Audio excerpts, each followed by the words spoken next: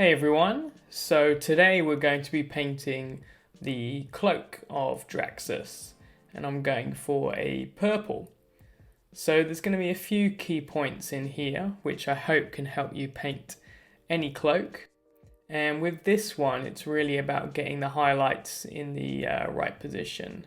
This part here is a real key point. That's probably what's going to catch the most light, as well as this fold here. These lower folds on the front, they're probably not going to be as bright in the end. And then as we turn and look at the back, one of the most important things is that we get the highlights right down the bottom in these recesses, because they're still going to be able to catch light. You can actually see here in the base coat how the light is catching it, and we've got to make sure we don't leave those out, even though they're in the recesses. So even though we base coated it earlier, I'm going to apply the base coat again so it's fresh. I used Nagaroth Night, and here you can see me adding a little bit of black. I think this was actually a mistake. I thought it was going to be too light for the base coat, so I added black. But as I got to the end, I actually think my shadows were too dark. So my advice for you is to base coat it with pure Nagaroth Night. If you feel you want to darken it, then you can do so later, but I think that it's dark enough on its own. So you can still use the same principles I'm showing you here, and that's to apply the base coat nice and smoothly. And we're moving the brush stroke in the direction of the folds. So we're just going to build up a nice smooth foundation. One thing that's really important to understand is what we do when we do a straight down brush stroke. This is going to be the most obvious type of brush stroke to use when doing the cloak. But when you do that, you actually put a strong amount of pigment either side of the line, and you can see as I move my brush over it, that line is actually quite clear. We can still use this brush stroke sometimes, but when we can, it's actually easier, I think, to do a side to side brush stroke, and that means we control where the pigment's going as usual, and then we're going to get a nice smoother result. So you don't get loads of streaky lines as you build the highlights up. But I'll show you how this works as we do the cloak. So I'm going to start the first highlight, and here I am using the point and I am going straight down, but that's because it's a narrow area and we need that precision. When we have a larger part of the cloak like here, you can see I move side to side.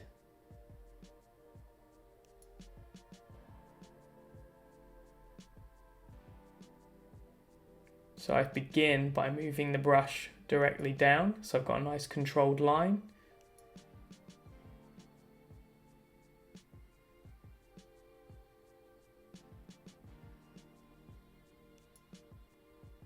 And then I'm following the flow of that into the recess here.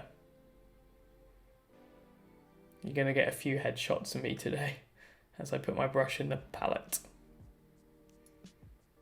So I'm just building up this first kind of highlight. This is the Nagaroth Night, but I would advise doing your first highlight as the next step.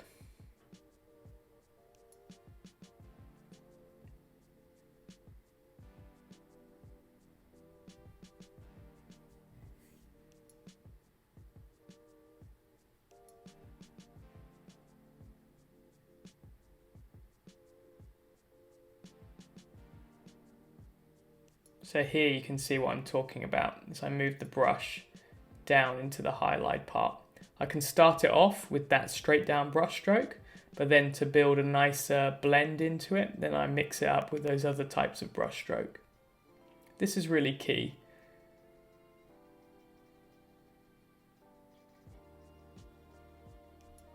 So now moving on to the front section, and I start with a nice highlight down that main area, which we said is going to catch the most light if we follow the light source on the chest.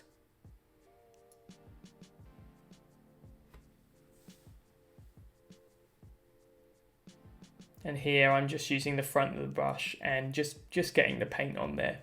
They're quite hard to reach, these parts in the cloak, so sometimes you just have to adjust the brush to get in there, and we can't always do the brush stroke we would like to do.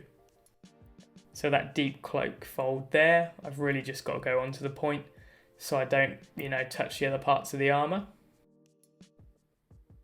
Now I'm going to make a mix and add some of the scale violet into the Naggaroth Knight. You can see they work really well together, just a slightly brighter colour, but the tone is very much the same. They work together nicely. What you have to watch is the scale paint is very matte, so you're going to have a difference in finish between the Naggaroth Knight base and the highlights with the scale 75. And this is something I actually like, because having a slightly glossier shadow and a matte highlight is an aesthetic I like. If you don't like it, then maybe switch out to use a GW paint for the highlight, or just matte the whole thing.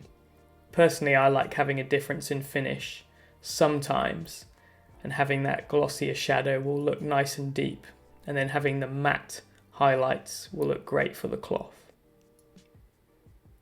So here you're just watching me build up the highlights with a combination of those different strokes we've talked about. And I'm always turning the model, you can see here, to get that side to side stroke, and making sure I'm getting the right width at this point. These highlights you want to be as wide as possible, just trying to get all the points where it's catching light. So I'm back in that recess again.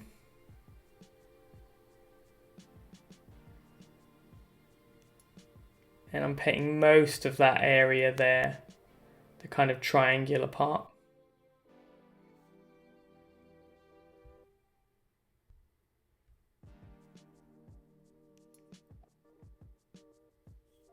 Like I've said before, in these videos, I'm showing you a lot more footage, so there's a lot more of me working in real time, and I hope that helps. So it's going to be quite slow paced as you watch me just do all these highlights and a lot of repetition, but I just want to make it as clear as possible so you see pretty much me paint every single part.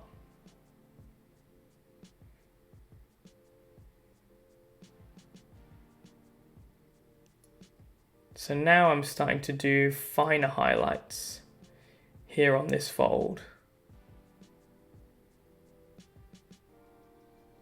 And this is going to now be with the violet pure on its own. I've got it quite dilute so I can build it up in a couple layers.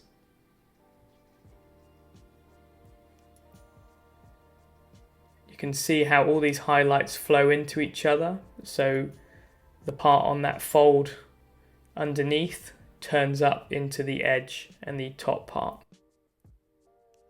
There's nothing breaking them apart, so they should all flow into each other.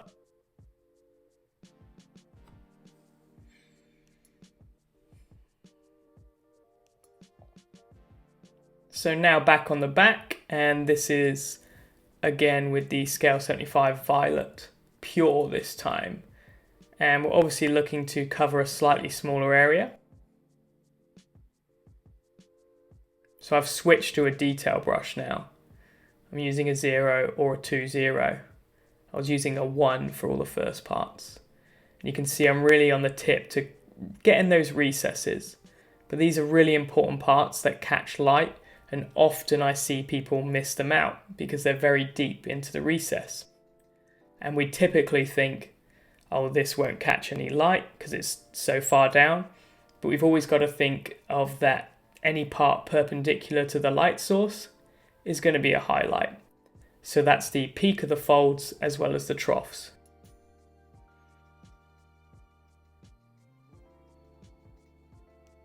So I'm turning on the side here and just building up the highlights. This should show you they're actually still pretty broad. And when we do the final highlights, they're going to be very fine. We need to be sympathetic to the shape of the folds. And these are actually quite tight. They're a little sharper than I'm used to. Normally we see soft flowing folds, but these are very tight angles, which means we're going to have almost a fine line on the top, as you can see. And then as it changes angle, it's going to have all that shadow. You can see this part here is very skinny, so it's kind of like an edge highlight. And I switched to using the side of the brush.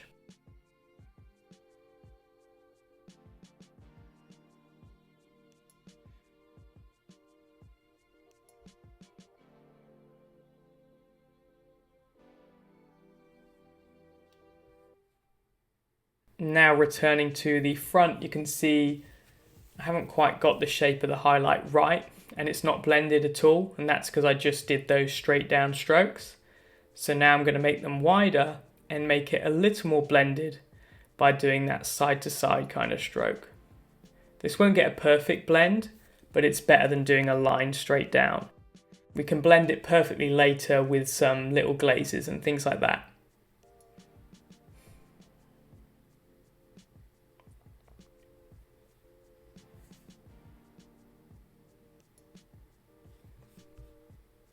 So moving on to the final highlights now. You've got a couple options. I'm going to use blue violet. You could use this lilac colour from Citadel, but the blue violet is way more vibrant. And I love how opaque this colour is. It's really nice for highlights. It's something I use all the time. So I'm just going to take a little and add it into the violet. I don't know if I'll use pure blue violet. It's very powerful. And I think with how dark our shadows are, I won't need that much contrast. So you can see I'm just adding it in and making a couple tones here for the highlights. So onto the final highlights right now. So I'm really using a fine point on my brush, and look how I get that skinny highlight right up against the recess here. So we're going to split the highlights into two now. We have one on the edge of the bottom and one on the edge right against the recess. So I'm just running my brush under the shadow, and they're both going to flow into each other. Just do that highlight part above. And then I'm going to catch the edge. And eventually all these highlights will kind of meet and they'll run together.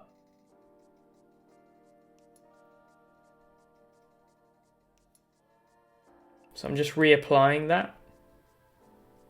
Same colour, just building it up. Nice dilute paint so it's not perfectly opaque from the start. And this is how you get a smooth result. This is where I start to make sure they're flowing into each other. Just trying to link those highlights. Now I return to the back and we're going to get those final highlights. So I'm really on the tip, as you can see, and I'm trying to be as fine as possible at this point. I haven't got too much paint on the brush to make sure that it's nice and accurate. And I'm just building those highlights.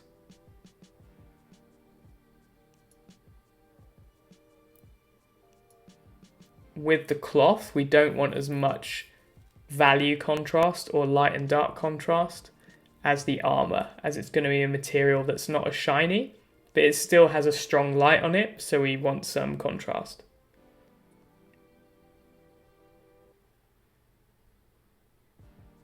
So again, these highlights flow into each other. So I'm still catching that recess with this bright highlight, but I'm trying to be pretty skinny now and pretty fine. And I just make sure they link up. It's actually quite fun, I think, just trying to get the point of the brush into those deep crevices. And it looks really cool too when it's done.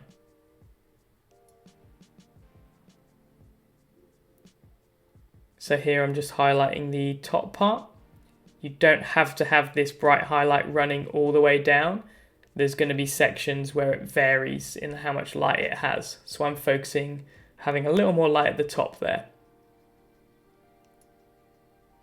You can see how much difference this final brighter highlight makes. It really makes the cloak pop. I will say though, here is where I start to notice my shadows were too dark. You can see they almost look black. They are purple, but they're appearing so dark, which is why originally I said I recommend Nagaroth Night as the base instead of mixed with the black.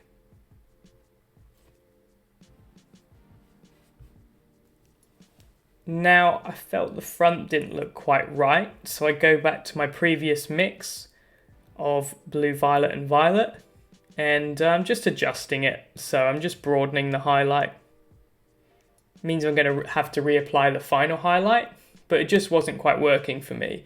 You're going to need to adjust these things. So you can see I'm using it quite diluted, but I'm just increasing the size of that highlight. And I'm only going to do that on this upper fold here. The lower ones, or the lower two, they're dropping into the shadow. So I'm quite happy to have them a little bit darker, and it will just draw attention to that top fold. Then you can see me reapplying the highlights here.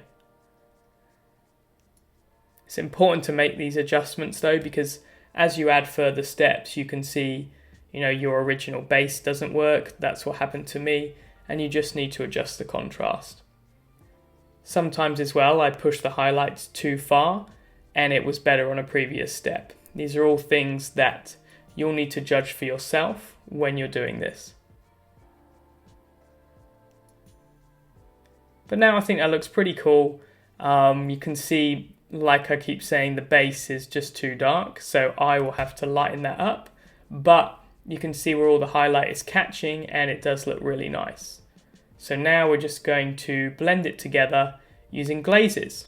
So I'm going back to Nagaroth Night, and I'm going to make this into a glaze just with water.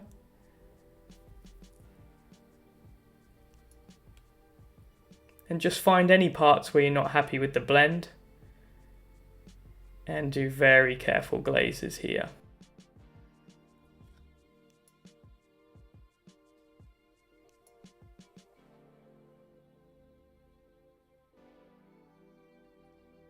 So you can see I'm moving my brush stroke upwards when dealing with that bottom highlight, and then downwards when I'm dealing with the highlight above. And I'm actually going to paint the entire shadow part with a Nagaroth Night again, just to bring it up a bit. Here you can see I'm just doing very careful little glazes on this fold, just to blend it all together and bring some of that powerful purple back. You can also use the Nagaroth Night to correct any mistakes, which you can see me doing there, just tweaking things. Just reapplying shadows and in the folds.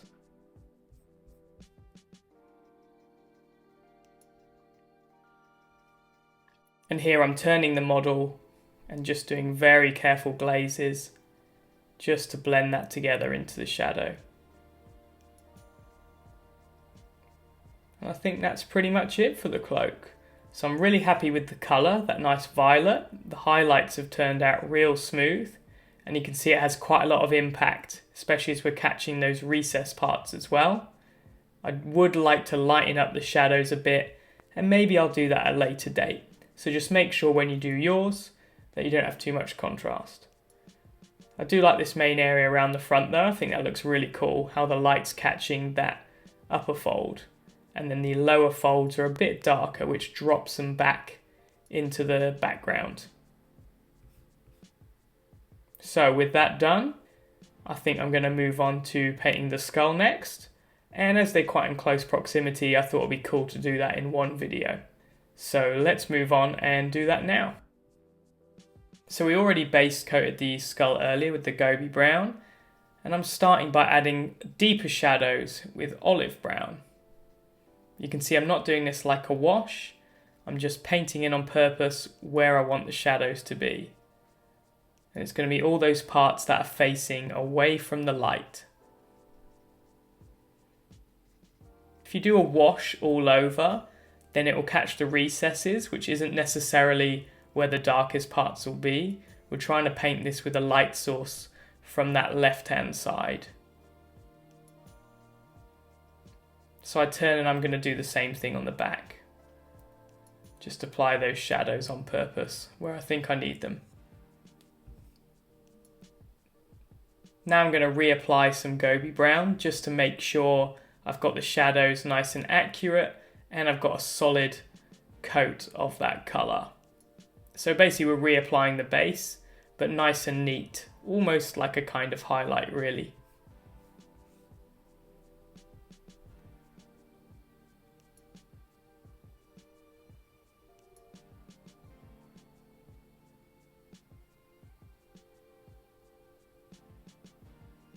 Now I'm going to use some deck tan and add it to the goby brown.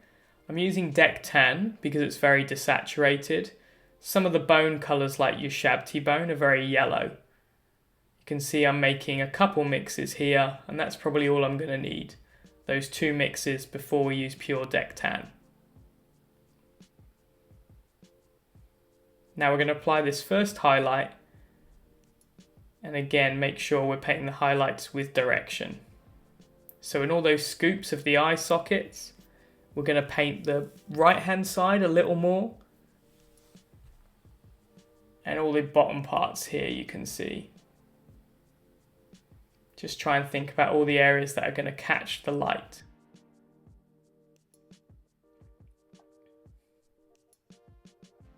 So most of this upper area is going to catch light, and I've just sped up the footage here so you can just watch me go around and add this first highlight. This is going to be a large one because we don't want a load of tight contrast on this skull, so we're just building up the light in quite a big area. You can paint the purity seal at the same time. It's much easier, as you just need to leave a little bit of shadow on those folds each time.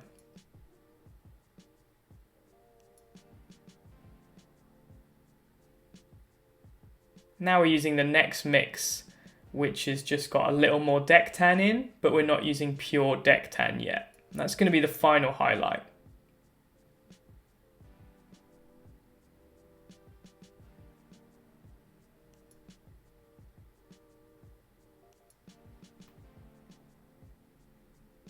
So you can see I'm just doing a slightly smaller increment here, and it's starting to look really cool at that angle. You can see how those dark shadows look really great. I love the tone as well that the deck tan mixed with goby brown makes. It's not that usual kind of yellowish bone, it's a really desaturated, boring colour, which I think is actually kind of important when we have those vibrant colours of jade and purple. With those 2 vibrant colours, I really don't want any more super saturated colours. The dragon's going to be green, but again, I want to do a desaturated green when we do that next week.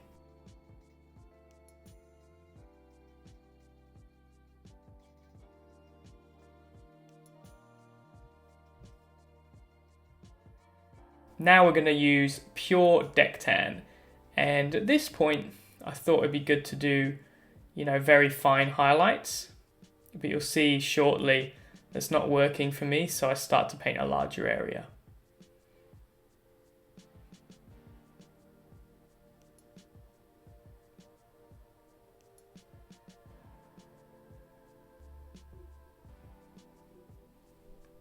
So I've gone back to a previous mix and I'm actually broadening the highlights. It was looking a bit too edge highlighty, for lack of a better description. But yeah, it started to look too sharp and detailed. The skull really should have quite soft light. It's not going to have sharp edges like a shiny object. You still want to have some highlights, but it's more about the overall light and the big shapes rather than the fine lines. So you can see what I'm doing is just broadening everything at that previous step. So it's deck tan with a bit of goby brown in, and that still means we can do a final highlight with the deck tan shortly.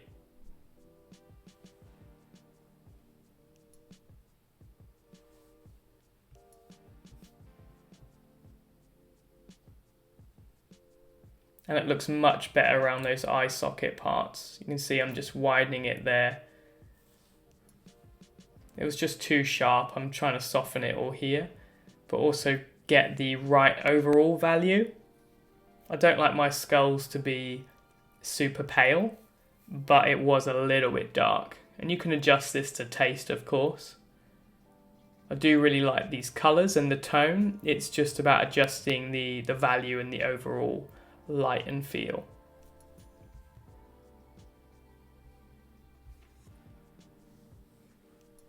And once that's done, I'm back to the pure deck tan. And now when I do the edge highlights, it's not as sharp. You can see it's a bit more of a subtle highlight. It was, looking a bit too Tron-like. but now that edge highlight is working. And I've tried to get this video footage as close as possible, which is quite tricky to keep in focus, but I hope that you like it and you can see everything pretty well. So check out that edge highlight now. It's not as bright and sharp, so I think that looks right. It looks great when I'm catching those areas like round the nose, the socket. I think that looks really cool now, and the contrast seems right. But we still have a nice impact from those dark shadows. It's all about balancing, you know, the amount of contrast to be realistic enough, but yeah, still have a powerful impact and be impressive. I think that's the hard thing when painting with high contrast like this. So that's the skull done. I can see a little mistake there, so I'm just going to get some olive brown and catch that. So yeah, you can go and change all your mistakes and fix it. You can see in the cloak and the skull we had to do a fair bit of adjustment to get the contrast right, and that's always going to happen. We're going to finish with the teeth, which is going to be the easiest job today, and we're just going to highlight with our olive brown. So that's the same colour we used for the shadows. And we're going to mix in ivory, just to add a tiny bit, and it makes a surprisingly grey colour, but it still has a little bit of brown in, so it feels like a natural colour for teeth. And we're not going to go all the way down on that step. And then we finish with some pure ivory. You can see it looks really grey when it's dried here. And this highlight is going to be just at the top, nice and fine. And I like doing these dark teeth against the very pale bone. I think it looks cool.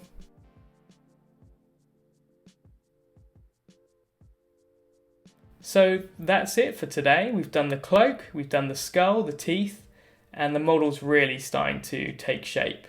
I'm excited to do the dragon next, and then really it's going to be just those kind of metal details like the gun and the collar.